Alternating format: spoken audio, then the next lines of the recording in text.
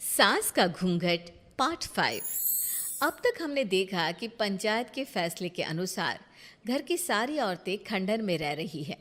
अब देविका के सामने सबसे बड़ी चुनौती ये है कि घर की औरतों को आत्मनिर्भर कैसे बनाया जाए। देविका ये सब सोच ही रही थी कि तभी उसकी नज़र मिट्टी के बर्तनों पर गई। अरे, ये इतने सुंदर सुंदर मिट्टी के बर्तन किसने बनाए हैं? ये बर्तन तो माँ जी और चाची जी ने बनाए हैं। अरे वाह, इतने सुंदर बर्तन तो मैंने आज तक नहीं देखे। माँ जी, चाची जी, आपने ये कहाँ से सीखा?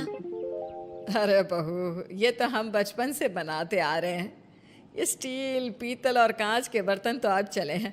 पहले तो मिट्टी के बर्तन में ही लोग खाना खाते थे। ठीक है, तो हम दोबारा से मिट्टी के बर्तनों में लोगों को खाना खाना सिखाएंगे। वीना दीदी और सुजाता भाभी, आप दोनों बताओ, आप दोनों को क्या क्या आता है? मुझे तो खाना अच्छा बनाना आता है। बस खाना बनाने के अलावा मैंने कभी कुछ किया ही नहीं। और वीना दीदी, आप बताओ, आपको क्या क्या आता है? पता नहीं, मैंने बचपन से यही सुना है कि लड़कियों को ये नहीं करना चाहिए, लड़कियों को वो नहीं करना चाहिए, इसलिए मैंने कभी कुछ किया ही नहीं। देविका, वीना को सिलाई, कढ़ाई और बुनाई बहुत अच्छी आती है। हाँ, आती तो है लेकिन बहुत अच्छी नहीं। बहुत अच्छी भी आ जाएगी।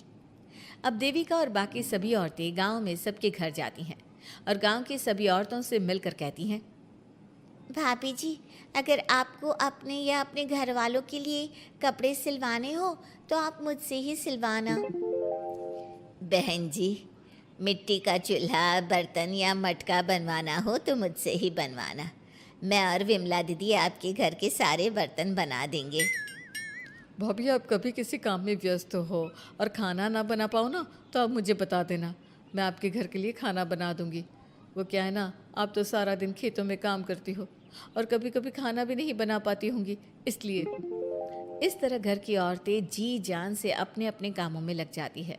धीरे धीरे उनका काम बढ़ जाता है और वो अपने खंडहर को ठीक करने में लग जाती हैं। वहीं दूसरी ओर घर के सारे आदमी घर का काम संभाल नहीं पा रहे थे। अरे भाई कल्याण, चाय तो पिला दे। जमाना हो गया अच्छी चाय पिए हुए। आप भी ना घर के दामाद से क्या क्या काम करवाते हैं। अभी लाता हूँ चाय। कल्याण, तुम दामाद नहीं बेटे हो, इसलिए इस घर के सुख दुख, घर के काम और बाहर के कामों में तुम्हारा सहयोग तो होना ही चाहिए ना। इतने में कल्याण चाय बनाकर ले आता है। जैसे ही सचिन चाय पीता है तो उसके मुंह से चाय निकल जाती है। जीजा जी, ये क्या बनाया है, इतनी कड़वी चाय? इससे अच्छा तो करेले का जूस होता है। देख सचिन भाई, मैं तो ऐसी ही चाय बनाता हूँ, पीनी है तो पी, नहीं पीनी है तो अपने आप बना ले। मैं खाना बनाने जा रहा हूँ और अकेला नहीं बना सकता, आप में से कोई मेरी मदद करो। सचिन मेरी चाय की बुराई कर रहे थे ना, तुम जाओ अब खाना बनाओ। सचिन और मोहन दोनों खाना बनाने में लग जाते हैं। मोहन भिंडी काटकर कढ़ाई में छोड़ देता है और उसमें पानी डाल देता है। आपने भिंडी में पानी क्यों डाला? शायद पानी नहीं डलता, पता नहीं, लेकिन माँ ने कभी भिंडी में पानी नहीं डाला था। लेकिन बिना पानी के भिंडी बनेगी कैसे, मतलब गलेगी कैसे? बिना पानी के बनाएंगे तो चिपक नहीं जाएगी कढ़ाई से? पता नहीं, चलो देखते हैं कैसे बनती है भिंडी। भैया, कितने दिन हो गए ना अच्छा खाना खाए हुए। खाना तो सुजाता बनाती है, इतना मज़ेदार खाना कोई और बना ही नहीं पाता। सचिन और मोहन खाना तैयार करके ले आए। सभी आदमी खाना खाने लगे। खाना बना तो बहुत बुरा था, लेकिन किसी ने बिना कुछ कहे खाना खा लिया। तभी जोगिंदर ने कहा, घर की हालत कितनी बुरी हो रही है, जगह जगह जाले लगे हैं। 2 दिन से तो किसी ने झाड़ू भी नहीं लगाई घर की। हाँ, और घर में गंदे कपड़ों के ढेर लगे हैं। मेरे पास तो ये आखिरी कुर्ता ही बचा है पहनने के लिए। कल्याण, मोहन, तुम किसी नौकर को रख लो ना। हमने एक दो लोगों से बात की थी नौकर के लिए, लेकिन कोई घर में काम करने के लिए तैयार ही नहीं है। गांव के सभी लोग खेतों में ही मजदूरी कर रहे हैं। घर के सभी आदमी घर के काम में लगे रहते हैं, तो वो अपने खेतों पर भी ध्यान नहीं दे पाते और उन्हें हर महीने आर्थिक रूप से नुकसान उठाना पड़ता है। धीरे धीरे उनके घर की हालत खराब होने लगती है। एक दिन कल्याण सबसे कहता है, घर को तो औरत ही संभाल सकती है, हमारे बस का नहीं है घर संभालना। हमें किसी तरह से उस सब को वापस इस घर में लाना ही होगा। अरे कल्याण बेटा, पंचायत का फैसला था कि औरतें हमसे माफ़ी मांगे, लेकिन उन्होंने माफ़ी नहीं मांगी। अब हम उन्हें बुलाने गए तो उल्टा हमें ही अपनी अपनी पत्नियों से माफ़ी मांगनी पड़ेगी। हमें कोई ऐसा रास्ता निकालना होगा कि वो मजबूर हो जाए हमारे पास आने के लिए। बापू, उन सभी ने अपने अपने काम शुरू कर दिए हैं, क्यों ना हम सबके काम में नुकसान कर दे, इससे वो मजबूर हो जाएंगे हमारे पास आने के लिए। भैया, ये कैसी बात कर रहे हो? इससे वो मजबूर नहीं होंगी बल्कि और भी ज़्यादा गुस्सा हो जाएंगी। मैं तो बोल रहा हूँ शराफत से जाकर माफ़ी मांग लेते हैं। मुझे यकीन है कोई माफ़ करे ना करे, माँ तो ज़रूर हमें माफ़ कर देंगी। नहीं सचिन, अगर हमने माफ़ी मांगी तो ये सारी औरतें हमारे सर पर चढ़कर नाचेंगी। हमें इनके सामने छोटा नहीं होना है। मोहन, कल्याण, तुम दोनों आज से ही काम शुरू कर दो। बस फिर क्या था, घर के सभी आदमी लग गए काम पर। मोहन और कल्याण रात को खंडहर में पहुंचे और उन्होंने सारे मिट्टी के बर्तन तोड़ दिए। उसके बाद वीना ने जो कपड़े तैयार करके रखे थे वो सारे कपड़े उन्होंने फाड़ दिए। सुबह जब घर की औरतों ने ये सब देखा तो परेशान हो गई। अरे, ये सारे बर्तन किसने तोड़ दिए?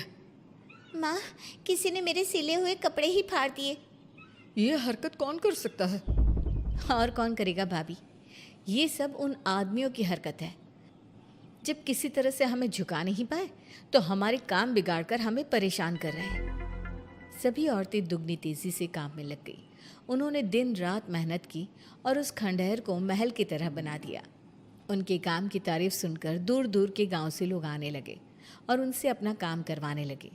एक दिन सभी औरतें बैठकर खाना खा रही थी, तभी विमला ने देविका से कहा, देविका, हम कभी सोच भी नहीं सकते थे कि हम अपनी मेहनत से अपने लिए इतना बड़ा और इतना अच्छा घर बना लेंगे। देविका बहू, आज हमें इस बात का एहसास हो रहा है कि हम तो सिर्फ सांस ले रहे थे, जीना तो हमें तुमने सिखाया है। मुझे तो अब भी यकीन नहीं हो रहा कि मेरे पति की पहचान के अलावा भी मेरी कोई पहचान है। गांव के सब लोग मुझे सिर्फ मोहन की पत्नी के रूप में जानते थे, लेकिन अब सारा गांव मुझे जानता है। देविका, मैं कुछ ही दिन में इस गांव में एक अच्छा सा होटल खोल लूँगी। और मैं एक बुटीक खोलूँगी। मैं यहाँ गांव की लड़कियों के लिए एक स्कूल खोलना चाहती हूँ, यही मेरा सपना है। सभी औरतें खाना खाकर सो जाती है। रात बहुत ज़्यादा हो गई है, लेकिन देविका को नींद नहीं आ रही थी। तभी उसे किसी के कदमों की आवाज़ सुनाई दी। पहले तो देविका थोड़ी डर गई, लेकिन उसने हिम्मत करके उठकर देखा तो उसके सामने सचिन खड़ा था। सचिन, तुम यहाँ क्या कर रहे हो? कहीं तुम मेरा कोई नुकसान तो करने नहीं आए? मेरे पास तो किताबों के अलावा कुछ नहीं है, फाड़ना चाहो तो फाड़ सकते हो। देविका, मैं तुम्हारा कोई नुकसान करने नहीं आया हूँ, बस तुमसे माफ़ी मांगने आया हूँ। क्या? रात के अंधेरे में चोरों की तरह तुम मुझसे माफ़ी मांगने आए हो? प्लीज़ देविका, माँ और चाची को समझाओ कि वो बापू और चाचा जी से माफ़ी मांग ले और तुम सबको लेकर घर आ जाए। सचिन, तुम भी तो अपने बापू और चाचा को अपने साथ ला सकते थे ना, और माँ और चाची से माफ़ी मंगवा सकते थे ना। प्लीज़ देविका, मुझे माफ़ कर दो और घर चलो। कैसे माफ़ कर दूँ सचिन? तुमने मुझे मरने के लिए छोड़ दिया। अगर माँ और चाची हिम्मत करके मुझे अस्पताल ना ले जाती तो आज मैं और मेरा बच्चा जिंदा ना होते। ना तुम मुझे अस्पताल में देखने आए और ना ही अस्पताल से आने के बाद मेरा हाल चाल पूछा। मुझे तो छोड़ो, तुमने अपने बच्चे का चेहरा तक नहीं देखा और तुम मुझसे उम्मीद कर रहे हो कि मैं तुम्हें माफ़ कर दूँ? कभी नहीं सचिन। देखो देविका, हम सबको बहुत नुकसान हो रहा है। घर के काम की वजह से हम बाहर के काम पर ध्यान नहीं दे पा रहे। घर और जिंदगी दोनों अस्त व्यस्त हैं। वो इसलिए कि तुम सब आदमी संगठित नहीं हो, अपना दिमाग और ऊर्जा हमें परेशान करने में लगा रहे हो। और हम औरतें संगठित हैं, हम अपना दिमाग और ऊर्जा अपनी प्रगति में लगा रहे हैं। इसलिए हमने खंडहर को भी महल की तरह कर दिया और तुम्हारी हवेली खंडहर की तरह लगती है। सचिन देविका से बार बार माफ़ी मांग रहा है। क्या सचिन को अपनी गलती का सच में पछतावा है या फिर ये घर के आदमियों की कोई नई चाल है? ये जानने के लिए आपको हमारे आने वाले एपिसोड का इंतज़ार करना होगा। और हाँ, कमेंट करके हमें ये भी ज़रूर बताइए कि क्या देविका को सचिन को माफ़ कर देना चाहिए? क्या उसे सब कुछ भूलकर सचिन के साथ अपना घर बसाना चाहिए या फिर सचिन को भूल जाना चाहिए?